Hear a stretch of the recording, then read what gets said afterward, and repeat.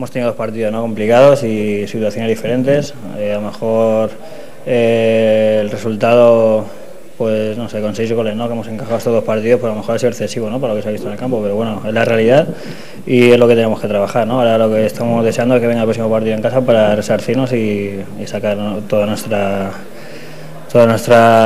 rabia que tenemos dentro para conseguir los 3 puntos.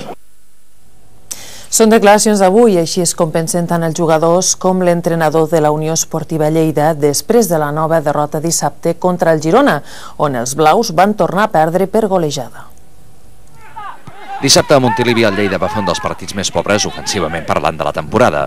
Aquest cop de cap d'Alberto va ser el millor de la primera meitat i aquest xut molt precipitat de Dani Fernández el millor de la segona. El Girona en podria haver fet un cabàs, però no es va despertar fins al minut 69, quan Uri Santos va rematar una centrada de Chechu per fer l'1-0.